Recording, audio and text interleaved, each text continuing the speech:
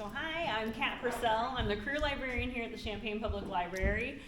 We do a variety of career assistance here, as well as I'm just at the regular reference desk upstairs most of the time. Well, I help out with resumes, cover letters, job search, and all kinds of other things.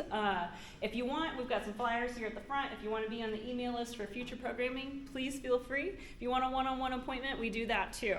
But here today, we're going to talk about AI in the job search. It's kind of open-ended. Bring your questions. We're just having a conversation. And James is here today. He's going to be talking about AI and his knowledge. He's from the University of Illinois. And we're happy to have you. So thank you so much. Absolutely. I guess that's my cue to jump in and start. So again, my name is James. I am a senior assistant director at the Career Center over at U of I. So I oversee a couple teams in that office. I also coach students directly at the university. Yeah, very grateful Kat extended the invitation to me to come in and chat a little bit about this topic of kind of the intersection between artificial intelligence and the job search process here. So I thought I would kind of leave it up to you all. If you have particular questions you already have in mind about that, we can start there. If everybody's just also kind of thinking like, well, I'm just here to hear whatever you think is worth saying, I've got some stuff I can go through as well. So we'll kind of keep it flexible, I suppose. But yeah, let's just start with that. Is there anything that anybody came in with? James, I have this question burning a hole through my brain, and I gotta know about XYZ thing when it comes to AI and job searching. Anything that you're curious about, anything that feels useful or practical, maybe you are thinking about your own job search or your own career more broadly. Anybody want to throw out kind of a starting point that maybe we could address with? You can take a minute to think if you need that too, by the way. I mean, if you could just start by, maybe start with the basics. Yeah. Would be helpful, I think. Yeah, maybe that's a good starter question. Yeah, What I is think AI? that's good. Yeah, we can absolutely talk about that. So if we were to talk about what is AI, because that's a term that has varied over the years, over the decades of what we consider AI, right? If there's a quote that I really like from a fellow named Larry Tesler that he said in the 70s, and he said, AI is anything that hasn't been done yet. And I agree with that to an extent. There's also an individual that I really like as a kind of a thought leader on AI, and his name's Benedict Evans. And he often talks about this idea of what we think of as AI at some point becomes just software, you know? And so it is something that there's not like an absolute answer to that, right? Again, it just kind of changes as things develop. When we think about artificial intelligence, sometimes I'll when I'm talking about similar content with my students, sometimes I'll ask like, oh, well, how often do you use AI? And sometimes what they hear in their brain is how often do you use generative AI, right? Which is kind of, the new hot thing now, ChatGPT and all that. But AI is used in a lot of different ways, right? When I do like online presentations, there's like a transcription that runs that takes my words, puts them into a text format. Well, that involves artificial intelligence, right? When I was driving over here from campus and realized I don't know the address of the library, and I put it in my, GPS in my phone, it told me, well, this is the quickest route. That involves, some AI as well. We think of, very mundane things like, oh, the spell check, when I'm writing or typing or whatever, all sorts of different things. Because again, it's been around for a while. Like I think of, for example, like the very first chatbot was created in the 60s at Dartmouth, right? That was a decent amount of time ago. But when we think about generative AI, because AI powered is kind of a buzzword right now, right? I think that contributes as well as I think half of what we define AI is really what does some company's marketing team want us to think of as AI, right? But like this is kind of maybe where I would start, is maybe when we talk about AI again, generally like we're thinking of generative AI, ChatGPT, like just experience tells me that's probably the one we're most familiar with, but there are other similar platforms. ChatGPT is an LLM, a large language model. You maybe have heard that term thrown around, where I put a textual input in, I get a textual input out. And with kind of my little piece here of kind of intersecting with career services, that's where I see most of my clients, my students, using these tools is in these text-based formats, right? You know, certainly there are things that will generate video, there are things that, oh, have you ever thought, you know, what would it hear like if Freddie Mercury sang this song that he never sang in his life, and it spits it out? You know, there's all sorts of tools that are generative AI, but usually it's those textual-based, again, those large language models. So I think like one of the things I usually start with sometimes when I am engaging with a group of students on the topic is some things that inform, you know, use of these tools would be like, you know, how are they trained? How do they think? Whatnot. So maybe we can segue into that a little bit if y'all are good with that, because there's good and bad things, right? I think one of the things that I encourage my students is like, we want to have realistic expectations of how to use these tools. Because again, OpenAI or whatever company you want to throw in there, you know, their marketing team's going to tell you, oh, this is going to fix your life, everything's going to be perfect, because you use our product, right?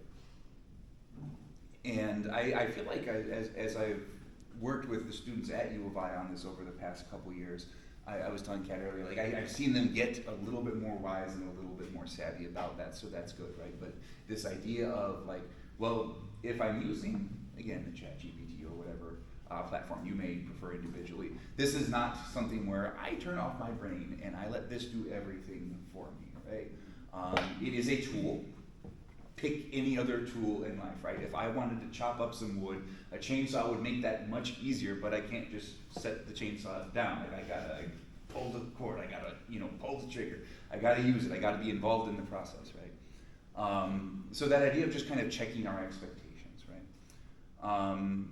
I think there's other things, like just speaking about AI broadly, right? There are, you know, some would even say like ethical elements of AI, right? Plagiarism comes to mind. Okay, I asked it to, you know, write my resume or give me feedback on my resume, again, for our context today. Well, where did it get that from, you know? There's other ethical concerns as well, environmental concerns, right? The you know, CO2 output, the carbon footprint of using, you know, these things is not small. When we think about like how were these trained, right? Because some of the training of an AI is really pretty brute force, right? And so we might think, oh, well, that happened over in Silicon Valley probably, but usually it's not in those places. It is in places like, you know, Venezuela, Kenya, the Philippines, India, places where they can have people do that brute force element, you know, for much cheaper wages, right? So again, that could be something to be thinking about. I think we can admit these things out loud that like, yeah, this is part of what comes with these tools. You know, there's also things like, you know, maybe we've heard the term like hallucinations, right? These things make stuff up, and not a small amount of the time. You know, I think that along with that, you know, again, when we think about like what were they trained on, you know, there is going to be potentially like even things like bias that comes from those training sources and whatnot, right? Because like if we think about, again, for example, ChatGPT, right? The one that, again, like just experience tells me most people, like if they're jumping into generative AI for the first time, that's what they're using. So like how was that trained? Let's talk about that. So this was a model that was based on data from the web, right? Publicly available web data that was kind of crawled, that was scraped. ChatGPT used, there's a nonprofit that's called Common Crawl. That was one of their main sources, and there were some others that they used. But the web, the internet is unfiltered, right? It contains misinformation, it contains myths, in addition to factual data. Again, it contains potential biases from the sources on which it was trained, because like the initial training for ChatGPT, was trained on 570 gigabytes of data, and that's about 300 billion words. That's a lot, right? So even just the size, like there's compression that has to take place, and that leads to some of this fuzziness, that leads to some of this, again, hallucination, if that's the term we're familiar with, right? It also leads to like pretty samey outputs sometimes, right? So again, my context in the career world, like I'm working with students who are writing a resume, who are writing a cover letter, doing things like this. Now, samey resumes were a thing before generative AI, right? It's always been an issue with how do I stand out as an applicant and whatnot. And so just kind of remembering that, like, what is the goal of an LLM? Is it to give me the best response? I would say the answer is no. The answer, or the goal is to give me the most likely response. Maybe we could throw in as well something that sounds plausibly human, something that sounds almost conversational. So would I, as a job seeker, potentially say, oh, well, I want the most likely resume. That's the thing that's going to get me hired. I think we would say no. Like, again, we want to stand out. We want to be able to make like a good individualized impression, right? So those are some things I think as well. Like, again, I work at U of I, so I work with some students who are in some pretty, like, they're doing some cutting edge, cool stuff, both on campus and in the positions they want to apply to. So if I was job hunting for something that's like super new and you know, again, just cutting edge stuff, I remind my students to keep in mind, like, the training data for these platforms is finite as well, right? The current free version of ChatGPT, ChatGPT 3.5, was trained on knowledge that was current through January of 2022. And you can all do the math, that's a few years ago. Now there are, you know, other platforms that are, you know, either by just the tool itself or by extensions or paid extensions sometimes, you know, that maybe connect to the internet, so they might have some more current information. But think about, like, how much has my field, my industry changed in, you know, those however many years it's been, you know, 3 years or so. Most platforms, they do have cutoff dates for their training data that ranges between maybe like 2021 to 2023 is what I'm seeing. So just kind of knowing that, also knowing that even the ones that are connected to the internet in more of a live fashion, they do still hallucinate in similar ways, right? I've seen, like, oh, you know, I want to learn more about maybe this speaker from this conference or whatever, you know, oh, well, I can ask these tools, right, because they can, like, dig through LinkedIn or something like that. But then it'll tell me, like, one time, oh, they attended this school, and the next time they'll say, oh no, they attended this school over here. Like, well, which is right? So you see some things like that. But yeah, I mean, that's kind of what we're looking at, I guess. Even kind of looking ahead, right? Again, talking about AI more broadly. There's going to be future issues for these tools, right? We talked about, like, kind of the size of the data they were trained on. Well, there is kind of a limit in, you know, good training information that's out there. So the pace of, you know, things that need to, you know, be newly generated on the internet is not growing at the rate it would need to be to continue making, like, these really impactful updates to the training of these, right? So I heard different kind of forecasts of, like, oh, is it going to run out by 2030, by 2030? I don't know. I'm not here to put a number on that, right? But yes, that question. Is there ranking tools that rank the legitimacy of the data? Yeah, so I think most of the companies who put these out there are holding that pretty close to their chest of exactly how their things were trained. So I think it's tough for me to say, like, yeah, that's super clear or evident. I think some of it is just having a general awareness of, like, some of the issues that we've been talking about, right? Because it's not so much like, oh, this thing is so flawed that I would recommend not using it. It's just being able to use it wisely, you know, kind of some of that we get through practice, I feel like. But to me, that's more of it is the navigation rather than saying, oh, pick the perfect tool and that will be the one to use, if that kind of makes sense. Okay. Yeah, it's a good question. But yeah, so going back to this idea of like potential limits in training data, some companies are really thinking about, like, oh, well, could we feed it AI generated trainee data, but what we see is that like generation to generation, iteration to iteration, it really tanks the quality of the outputs that we get. So they use this word of like autophagy, which is just a polite word for cannibalism, AI cannibalism, that it really sinks the quality. So that's something that, again, this industry, these companies are going to have to figure out.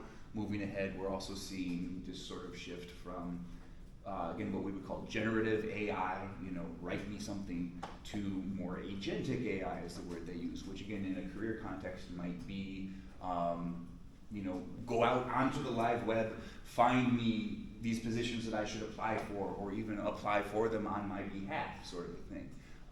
So that is something where I would say it's still in transition. We're kind of seeing where that's going to land, but it may be coming, right? So anyway, that may have been a much longer response than you anticipated when you asked that question. But that's kind of where I would start with, just a broad sense of this is kind of what we're working with. This is where it's coming from. Did that bring up questions, or if you've got questions on other things, of course, those are welcome. Other thoughts that we have at the moment? I'll ask one. Yeah, please. Again, this is a broader question, Yeah. but it's asking, I want to know just what's your take on the role of AI in the job search market, both from the employers and the applicant side, and could you just give us a little briefing of Yes. where are things going, what are the students doing, because they're probably able to use the AI better than Sure. us, right? Yeah, 100%. We can talk about that. So I think that there's many different uses as a job seeker. Let's start on that side, and then we'll talk about employers. So when I work with my students, what I see most of them using it for is writing their application materials, their resume, potentially their cover letter, things like that. I have seen an uptick of my students using it for professional correspondence as well. If I want to write someone a connection request on LinkedIn, for example, or I want to communicate polishedly, if that's a word, and professionally, just throughout maybe the salary negotiation process or different things, right?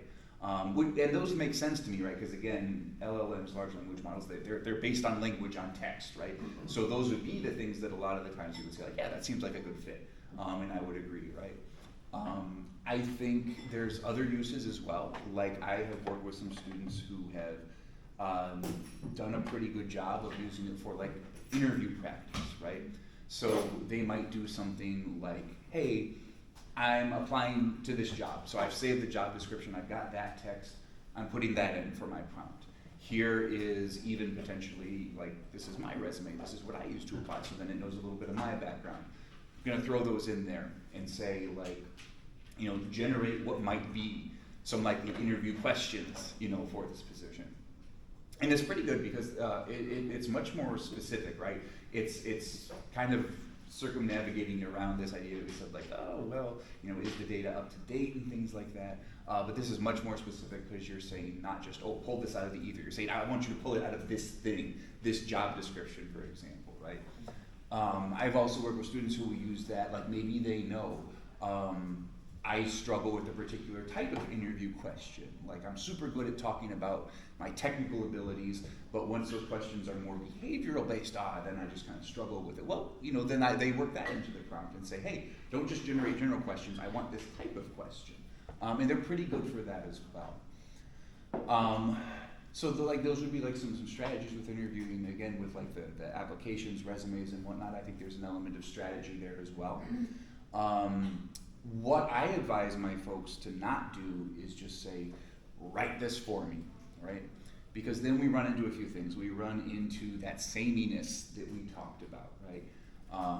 We hear this from employers, or colleagues of mine at other universities hear this from employers. I have a colleague at Maryland who literally had multiple companies come to her career office and say, all your students' cover letters are exactly the same. What's going on here, right?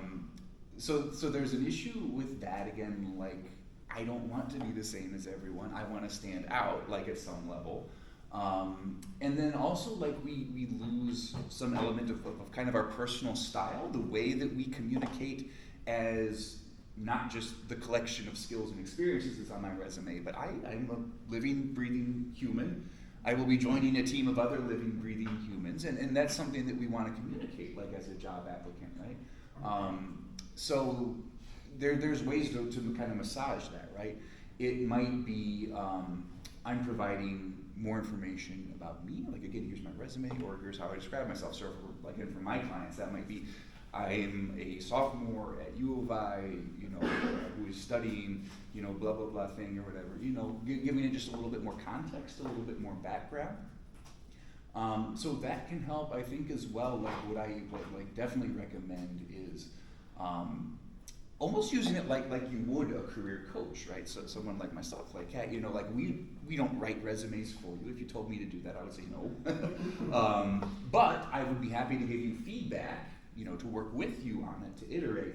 And so I think that's a good strategy, right?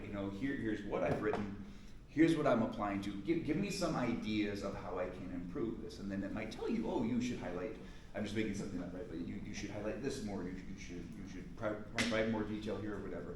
And so then I'm taking that, and again, I'm filtering that through my own brain, through my own communication style, staying a little bit more true to myself and to my priorities, knowing what I want to highlight, like as a job candidate, for example, right? So I think that's like one of the big things is like, I really, in most, if not all cases, advise against like, hey, just have this write something for you. It's not this magic fix all that's like super effective at all that. But yeah, I'm trying to think what else. I briefly mentioned like salary negotiation. I've seen some students who will, similarly to an interview, like do a role play for that. So that's something I've seen some folks do. Again, we mentioned like networking purposes. So there's some potential use for that. I know I use that because like for example, when I'm on LinkedIn sending those connection requests, if you know LinkedIn, you know that you only get, I think it's like 200 or 300 characters to type in when you're sending that first initial message to someone to connect. And I'm usually much more wordy than that. So I will write out, here's what I want to say. Hey, ChatGPT or whatever you're using, can you cut this down to that character count for me? And so I found some use for things like that. Sometimes it's not, sometimes it's similar to that, right? It's not just a total right, it's more of a like, well, here's my master draft of my resume. I want to customize to maybe a particular industry or something like that. So you'll see some things like that as well, where it's, again, take what I've already composed, what I think is good, what matches my narrative and my focus and priorities, and then just kind of polishing it from there or adapting it maybe to like a slightly different context or something, right? So I think those are like kind of top of mind, like the things that I've typically seen, and that have appeared to, work decently well, like for folks. So yeah, that was a good question. Thank you for that. Do other folks have particular questions based off of what we've talked about so far, or things you may have had in mind coming in? I guess I didn't talk about the employer side, did I? That was the other half. Sorry. Let's move in that direction since we were talking about it. So we've talked about AI use as a candidate, right? Employer side, I think there's two elements maybe to talk through.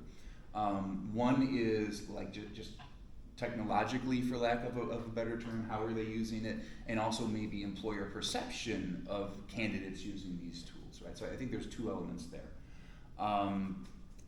Technologically, there are a lot of AI tools that employers can use. They vary in kind of the form and the function of them, right? Maybe an acronym we've heard is ATS, Applicant Tracking System.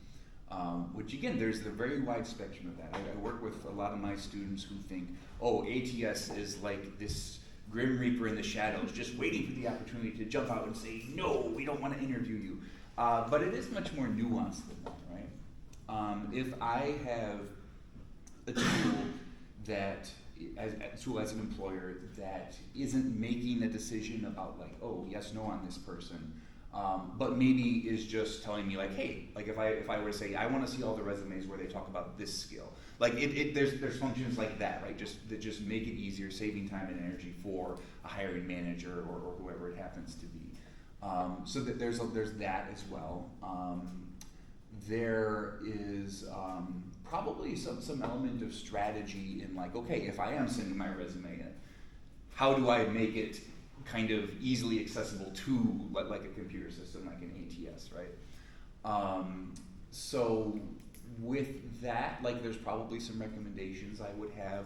A lot of it is formatting based, like if I've composed my resume, because there's a wide variety of like ATS tools as well, right? If I am at a super big company where we can develop our own in-house, it may be that. If maybe I'm at a less resource company where we're using more of a vended product, that might be the case. It might be either lack of resources or just lack of priority. Companies aren't using them at all. Like that could be out there too, right? But it's some, like generally speaking, some things that are probably helpful. Formatting wise, I like even outside of the conversation around ATS, I usually recommend like to my student clients. Like I'm a fan of just single column resumes because then it's just easier to read. Like if I've got like 2-3 columns in there, you don't know, do people read top down or do they read left right? And so you actually have a little bit more agency and control over like this is the story I want to tell. This is the flow, right? I want you to read this. That's going to go directly into this, and that's going to set up this. So in general, I like single column resumes better anyway, but they are more readable for like these sort of software screens that companies maybe do. I recommend avoiding things that are like overly graphical, maybe we could say, because like an example I see sometimes from students is they'll have like a skills section, right? They'll say I can do this thing, this thing, this thing. But a good piece of advice, of course, is like, well, don't just tell me that. Tell me like what's your proficiency. Like I'm showing both I can do this thing, but also like more implicitly, I'm showing I can self-reflect. I know where my strengths are. So again, even outside of the ATS conversation, a good idea. But then I'll see students who will do like, oh, here's this bar graph of like, oh, I'm this skilled in this and this skilled in this. And so like those sort of things are like pretty difficult to read, right? So it's probably better to do it, not verbally, I was gonna say verbally, but like in a written format, like using the words, right? So that's a good idea. A lot of it, again, good practice anyway, is kind of mirroring to like the job that you're applying to, right? What vocabulary do I see them using in the job post? Because if they are like screening or searching for certain like skill-based words, for example, well, they're probably putting them in that job description as well. So that can be a good guide of like, how do I frame? What is the vocab that I use around the things that I've done and that I can do? So that again comes out a lot of the time in skill-based language. Some of it is also like, for example, like what I do. I could say I'm a career coach. I could say I'm a career advisor, a career counselor. But if I work at U of I, if U of I uses one of those terms, I probably want to play to that, right? Both because like some of the less sophisticated ATS systems, like they don't even know what a synonym is, right? You can say, oh, well, like I know this means that thing, it's just worded a little differently, but we have common sense and machines do not, right? So it could be something like that, U of I, we happen to use career coach. But there's even this element of like, when I use that, I'm actually tapping into like, oh, I'm kind of speaking your language, right? Because you can kind of see things even sometimes from like, what is the company's almost cultural perspective, right? Like we use coach because, like I said before, I'm not here to write your resume. I am here to help you through the process, so that it is more of a coaching idea. So you're actually even tapping into that sometimes, even if you don't realize it, is that like I'm showing that kind of my perspective and strategy might even align because I'm using that same vocabulary, right? But again, on top of that, also useful for like, if they're screening for certain words, kind of mirror the language in the job description, you use that same terminology, and that's gonna make you much more kind of searchable or findable or identifiable, right? I would also throw out, by the way, like even companies that use like these screening tools, a lot of them still want to have human eyeballs on it at some point, right?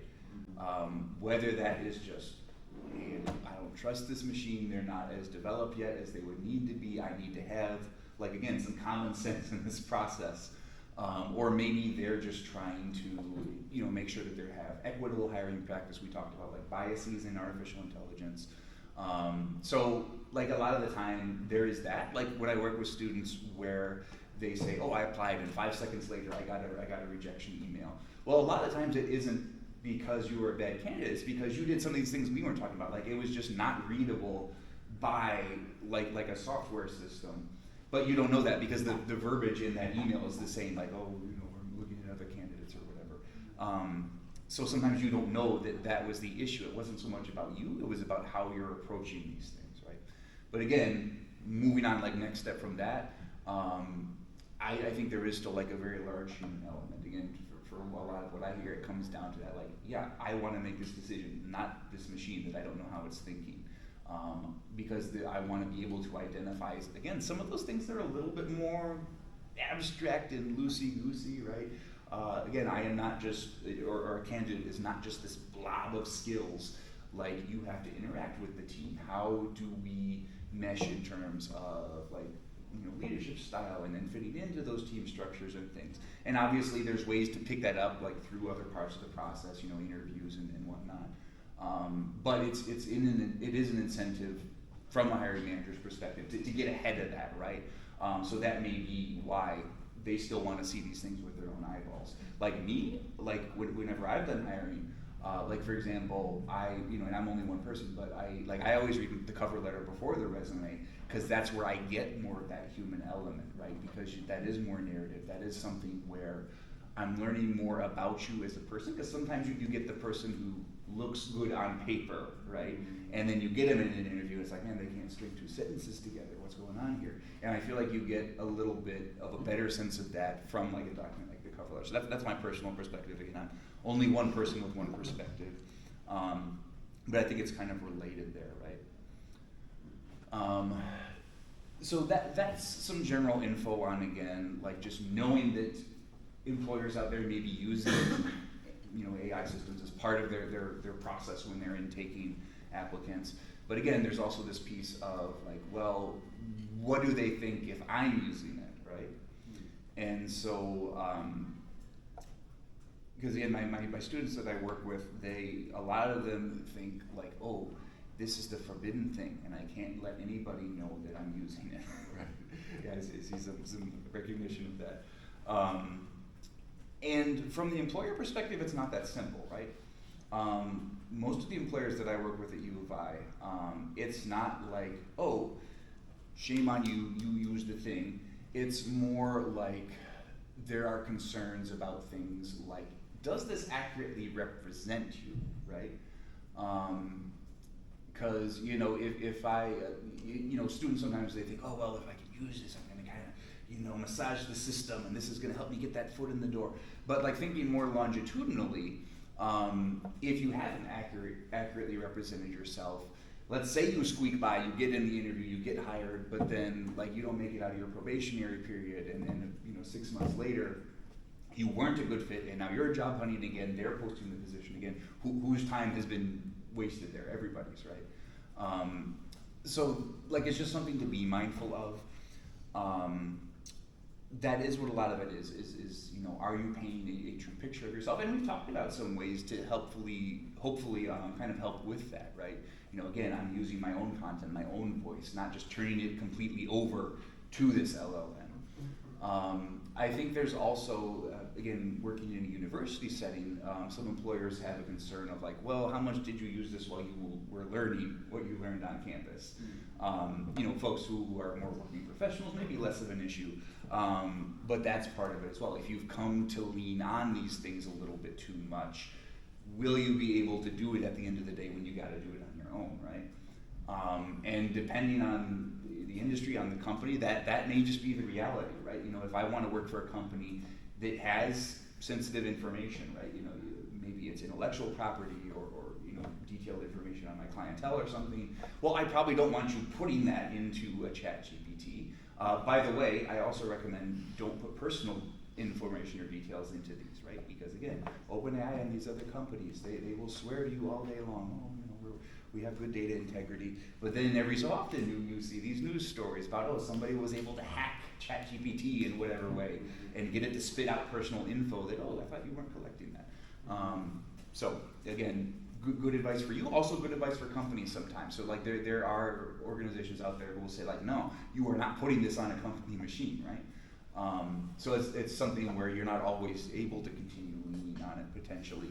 You know, but even if you are like even the recruiters and whatnot that I've talked with, who are more open-minded to it, or even the companies where their kind of approach is more open-minded to it. Like at the end of the day, they still see that value in like, yeah, you can do this on your own. Like if it comes down to it, right?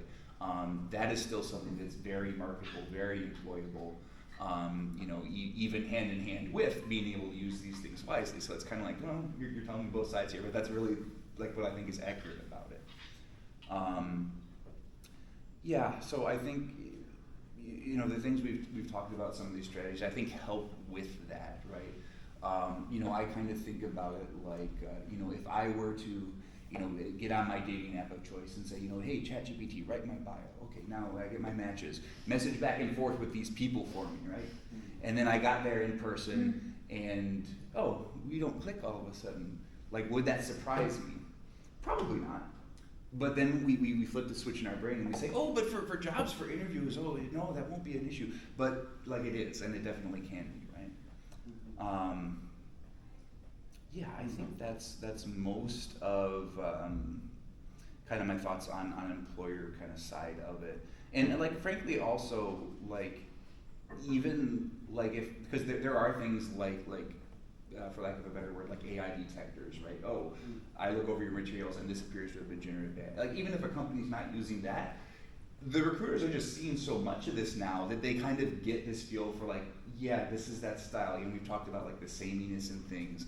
So even if, again, going deeper than just did you or did you not use generative AI, there's also like, maybe you used it, but it brought with it some of these like pitfalls that we've been talking about, right? And if you're not addressing those wisely and proactively, you're not effectively painting yourself as like a job applicant, right? Yeah, these are good questions, by the way. I like them so far. What else is on our mind? Yeah, please. I have a question about, what do you think, your thoughts about the training, the AI kind of jobs you see out there? Yeah. And just kind of their viability or what they're all look like. If I was interested. Yeah, for sure. So I think one thing is like generative AI is getting baked into many roles and professions and industries, right? So I might start with the thought that like there's probably very few positions at which it's a bad idea to have some knowledge of this. Now, obviously not every job uses it, right? I work at U of I now, but like I had this whole blue collar period of my life where I wore steel toe boots to work every day and I had calluses on my hands right here. Would I be using that in those sort of positions? Like, no, probably not, right?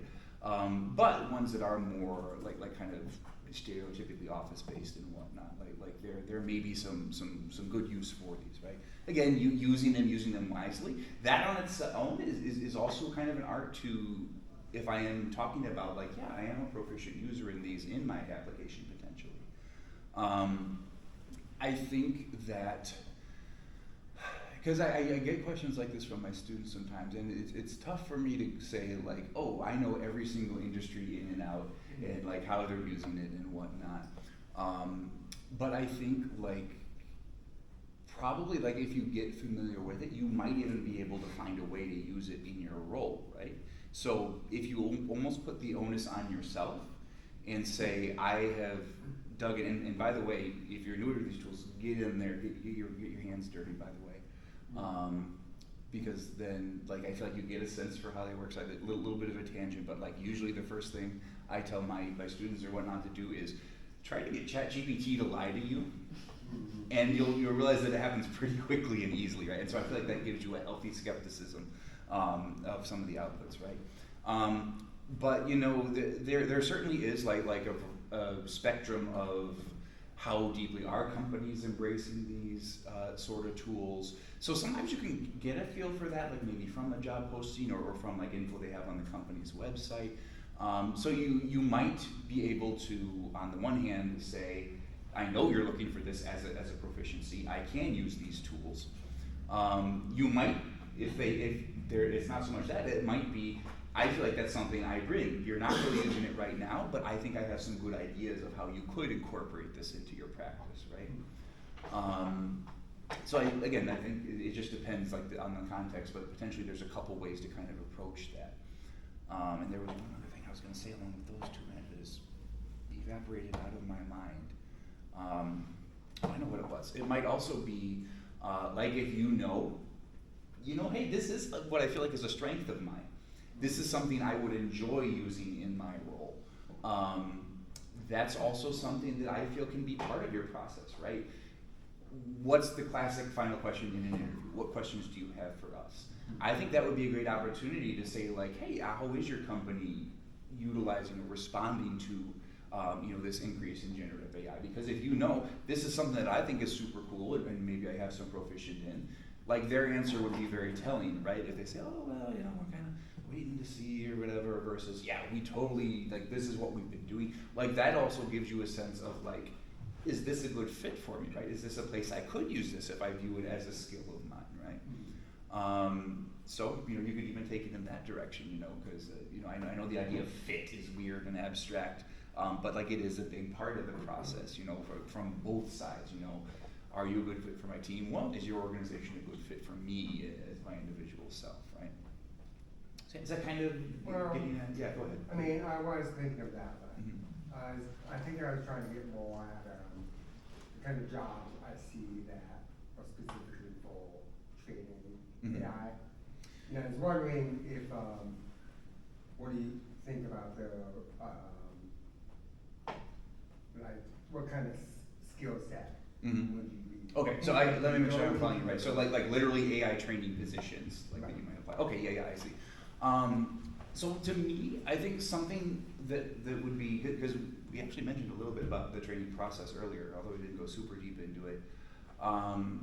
My impression of those sort of roles, just from what I've seen, is that it does require like a pretty good attention to detail, because like if I am training image-based AI, like it's kind of like, well, is there a dog in this picture or whatever, right? Like it requires that attention to detail, that decision-making process, and you might think like, oh yeah, well that's super obvious, there's the dog.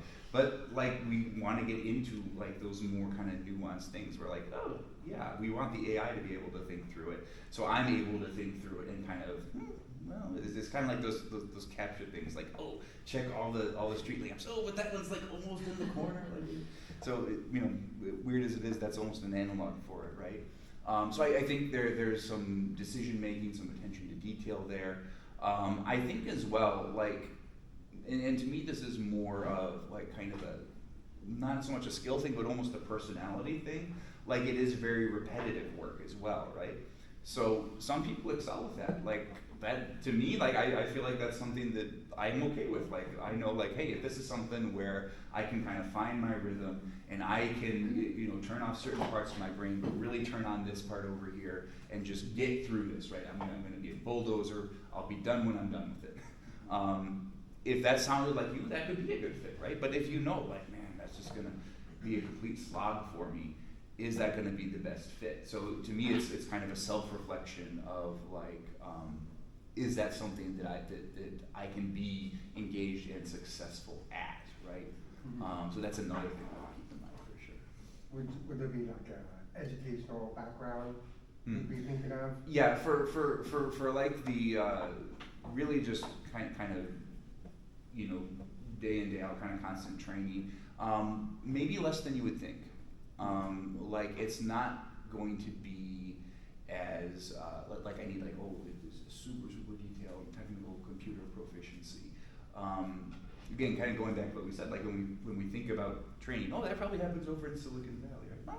No, not so much.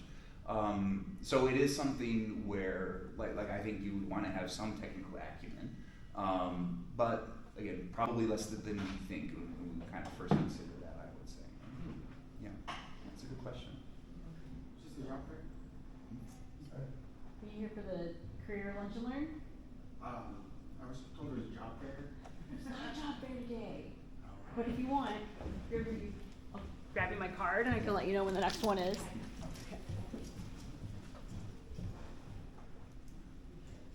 Yeah, well, Kat's doing that. Thank you all for the questions, by the way. I like it when we can kind of, meld the conversation instead of me just talking for, you know, a million years here. Trying to think what we haven't talked about yet.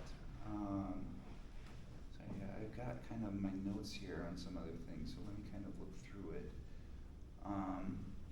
Let's go back a little bit to some of the uses we've already discussed, like again, interviews, resumes, and whatnot.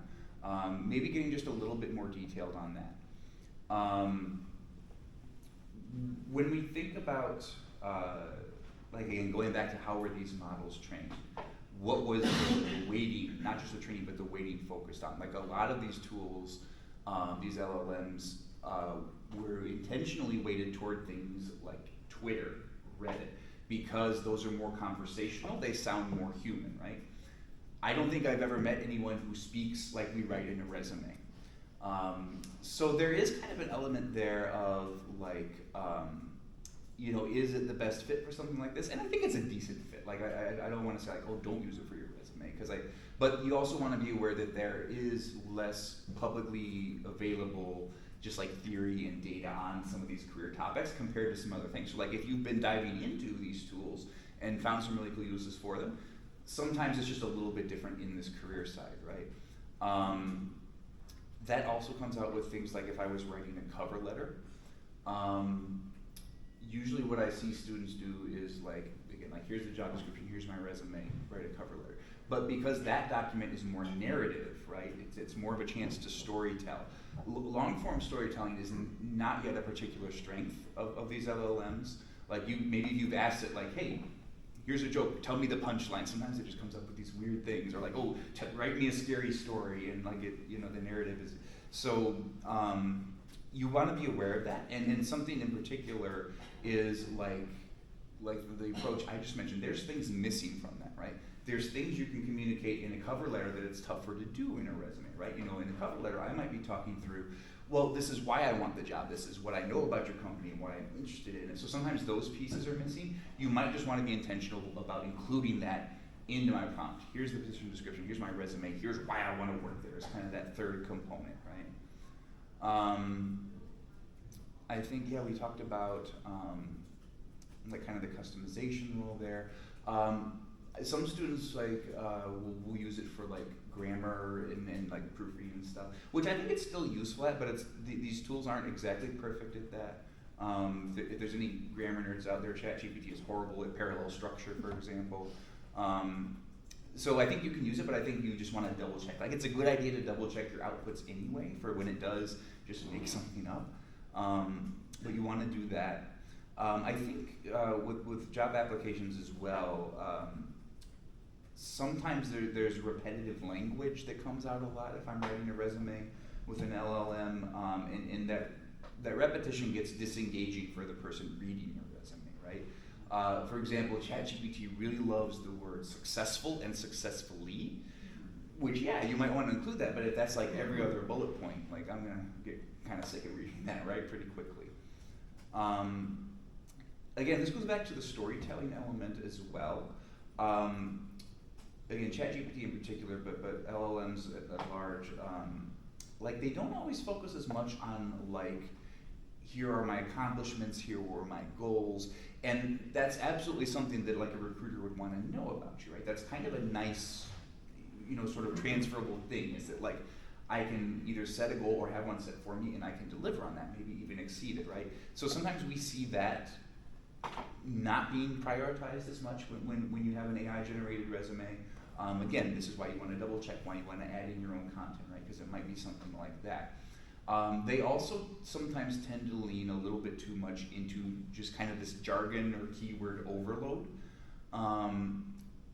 which is useful to an extent because we've already talked about this, like I'm using the same vocabulary as the company or whatever, but sometimes it goes a little too far where we start to lose some meaning, right? Where and I'm being a little facetious with this example, but you know, oh, we synthesized our synergy to synergize our synthesis, you know, something like that.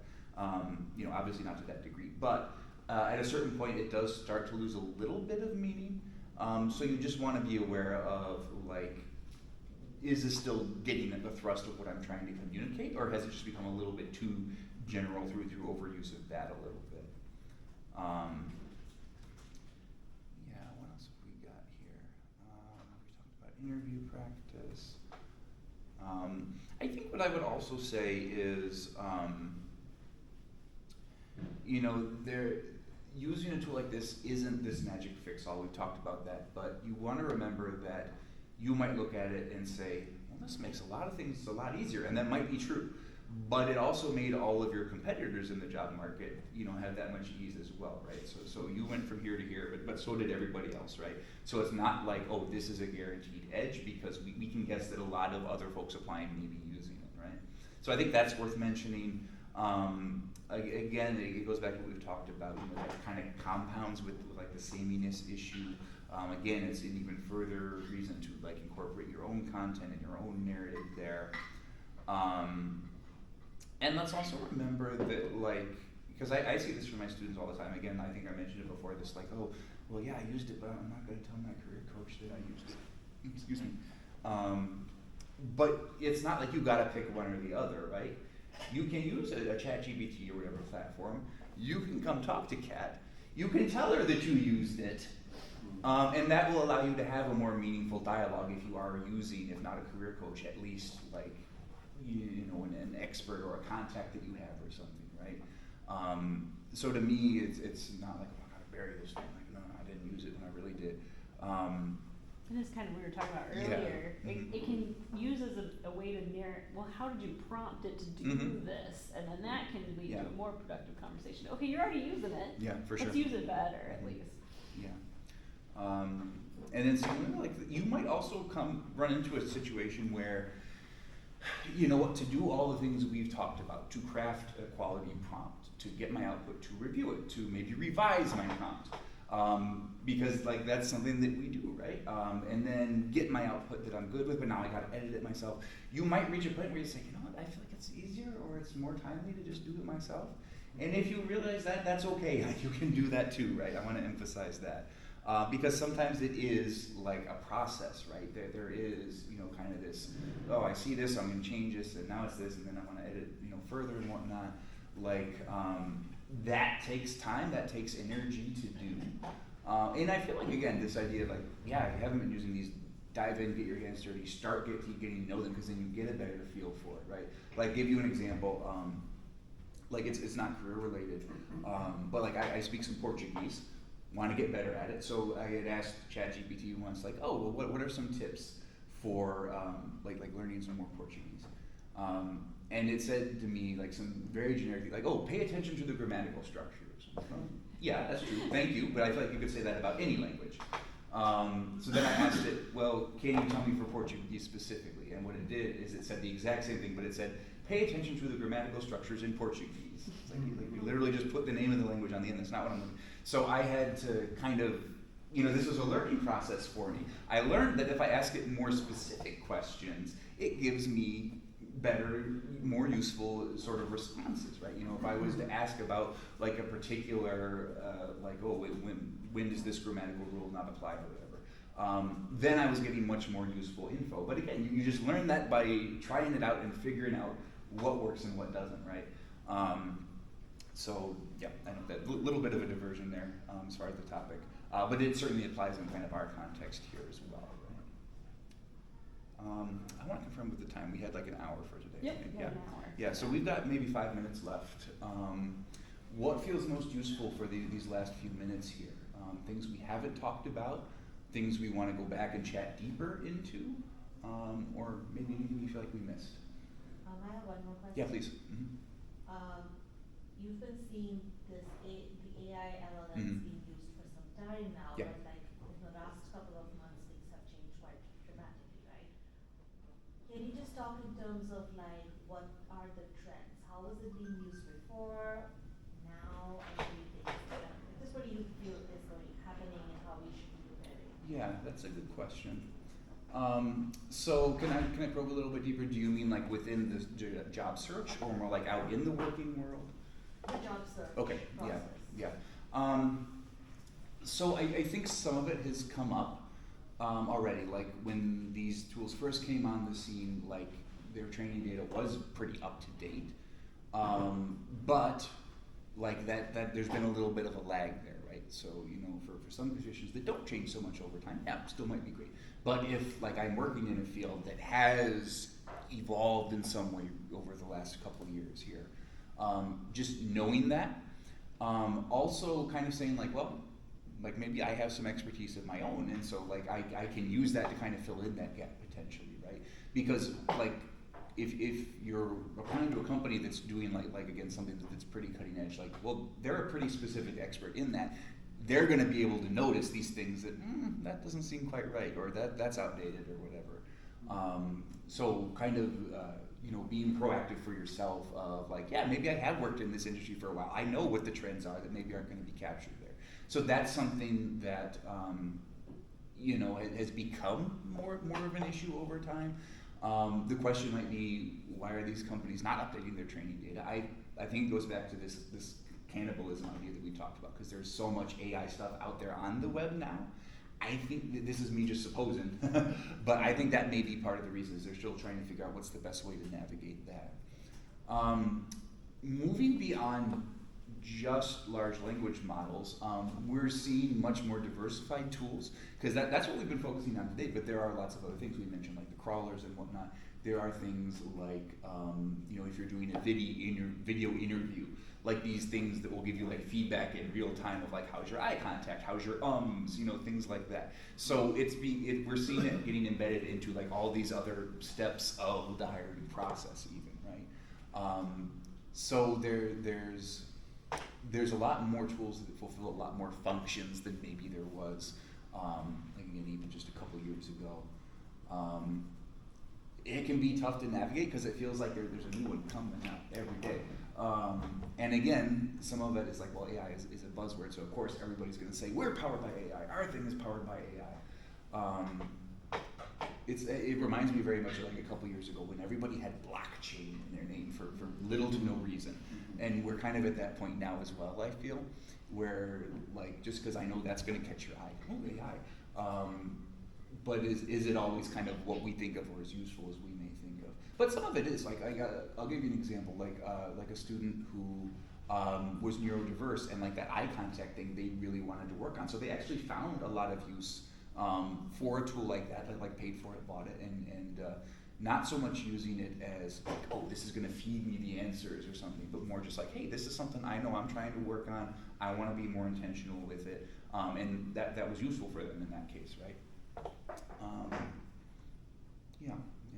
I'm sure there's things I'm forgetting, but there's a couple ideas at least with that. Yeah, it's a very good question. Yeah. Question about how do you, thinking with using AI to maybe, how do you feel about using it as kind of a source of like, maybe asking it questions about the career environment that you're looking into? Yeah, I think there is a lot of use for that, right? Right. Because a couple examples, like you might say, you know what, I got a college degree in this thing over here. I don't want to do that. I want to do this. Help me find the connective tissue between the two. Or not, if not a degree, like this is my professional background, but I'm pivoting in my career over to this now. They can do a pretty decent job of saying like, well, here are some commonalities. Here's how you could take that and translate it into this new context, right? They can also be helpful for like, hey, I heard about this job or this thing, but I don't know a ton about it. You know, maybe I did look over that job description, but I'm like, I want just a little bit more context there. Hey, help me get to know like the history of this industry or something like that. So that could be helpful. More not so much search, but more exploration, right? Of like, let me either learn more or let me find a good fit, right? These are what I see as my strengths and my skills. What are some types of roles or fields where I could use these, right? And it might tell you some things like, oh, I hadn't considered that. Maybe I don't know everything about it right now, but that's my next step, is to learn more about it, right? We're still moving that process forward, I think. So I'm giving you the long answer. I think the short answer is yes. You know, you can use these for a lot of that, and pretty effectively as well. You know, even if it's just, again, more gaining knowledge or exploring, you know, setting that good foundation for the day when you are going to be applying or whatever. Yeah, good one, good question. Yeah. I think that about puts us at time. So thank you all for coming out today. Lovely to see the turnout. Thank you all for the questions. Again, that helps me more than just rolling off everything I can think of. Yeah. So I don't know, Kat, if you need Yeah, to do any sort that's of that's wrap all up I or- had. Yeah, Okay, just again, yeah. thank you. Good deal. It is kind of a casual thing, as you know. So if you have questions, my favorite answer as a librarian is if I don't know, I'll find out for you. I'm happy to relay them to James if you Sure. have other specific questions in AI too. It also is beneficial to me to learn. Sure. Because a lot of this stuff I feel like I'm aware of, but just good to know, okay, we're on the same Yeah, page, okay, definitely. but also let me look into that later. So I do really want to thank you, James, for coming out and talking to us about AI and job search. And thank you all too for coming. And if you want an email sign up, again, it's at the front. If you want to grab my card for further questions, feel free to do that. So thank you all so much.